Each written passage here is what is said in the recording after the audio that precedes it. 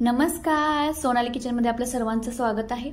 आपण आज करणार आहे घरच्या घरी फ्राईड राईस।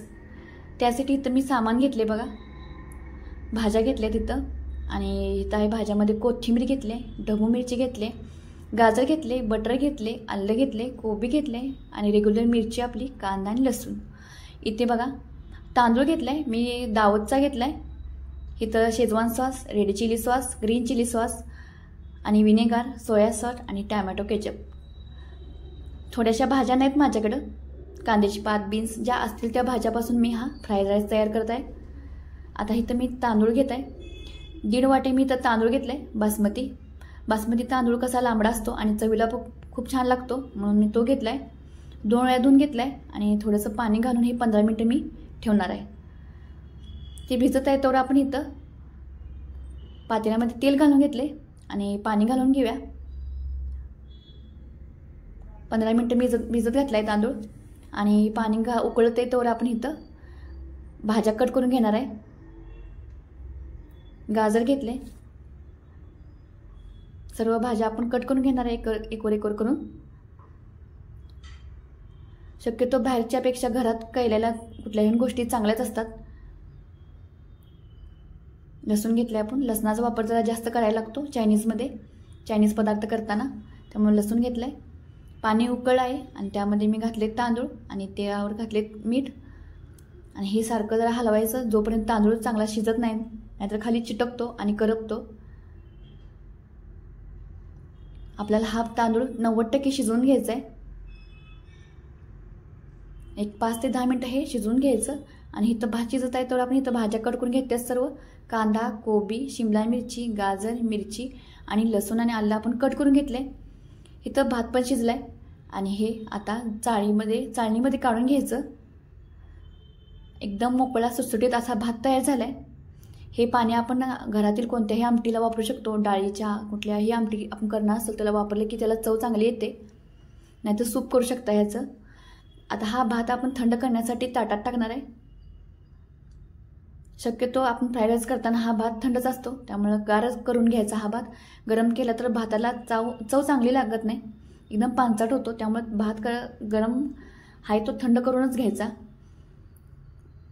तांदूळ आपला भात गार होत आहे तर मी इथं सगळं वस्तू घेतल्यात मापून वाटीमध्ये काढून, जितकं लागतं तेवढे आता भाताला। Schezwan sauce, tomato ketchup, soya sauce असे बरेच। भात थंड झालाय आणि आपण आता शेगडीचे आच मोठी करायची आहे आणि कढई ठेवली यामध्ये गरम करण्यासाठी। ह्यामध्ये बटर घातले, तुम्ही तुपाचा किंवा तेलाचा सुद्धा वापर करू शकता। लसूण आणि आलं घातले आणि हे जरा चांगलं भाजून घ्यायचं। आता भाज्या घालून घ्यायच्या आणि मोठीच आच ठेवायची, कारण की मोठ्याच्यामुळं भाज्या मऊ पडत नाहीत, कुरकुरीत राहतात। आणि आपण चायनीज कुठल्याही वस्तू खातो तेव्हा त्यामध्ये भाज्या कुरकुरीत असतात, त्यामुळे शेगडीची आच ही मोठीच ठेवायची। थोड्याशा भाज्या भाजल्यानंतर मीठ घातले, म्हणजे भाज्याला चांगलं मीठ लागतं आणि भाज्या पण चांगल्या भाजतात। भाज्या भाजत आहेत आणि ह्यामध्ये आता एक करून आपण सामान घालूया। ही आहे शेजवान चटणी किंवा शेजवान सॉस, हे green chilli sauce, soya sauce आणि हा आहे रेड चिली सॉस। तुम्हाला एखादा ह्यातला पदार्थ आवडत नसेल तर तुम्ही स्किप करू शकता। आणि आपण आता हे मसाले हे घालताना थोडीशी शेगडी बारीक केली, आता करूया मोठी, आणि मोठी आच करून हे चांगलं भाजून घ्यायचं। आणि हे भाजल्यानंतर घालूया आता भात, एकदम सुटसुटीत असा भात झालाय मोकळा। आता हा भात घातल्यानंतर घालूया विनेगर आणि हे चांगलं हलवून घ्यायचं। परफेक्ट असा आपला फ्राईड राईस तयार झालाय। काही गोष्टी लक्षात ठेवायच्या, भात शिजताना तेल घालायला विसरू नका, म्हणजे भात फडफडीत होतो। आणि भात शिजल्यानंतर तो थंड करण्यासाठी एका ताटात ठेवा, थंड झाल्यानंतरच फ्राईड राईस चांगला होतो, नाहीतर गरम गरम तो पांचट लागतो। काही गोष्टी लक्षात ठेवा तुम्ही। ह्यावर घालूया कोथिंबीर आणि शेगडी बंद करून घेऊया आणि हात आहे आपण प्लेटमध्ये काढून घ्यायचं आहे। सुटसुटीत असा आपला फ्राईड राईस तयार झालाय।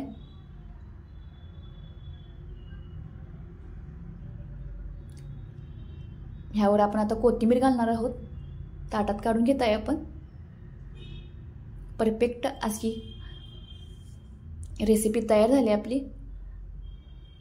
नक्की ट्राय करून बघा आणि कशी वाटली रेसिपी नक्की मला कमेंटमध्ये सांगा आणि असंच आपलं चॅनल पाहत राहा. धन्यवाद.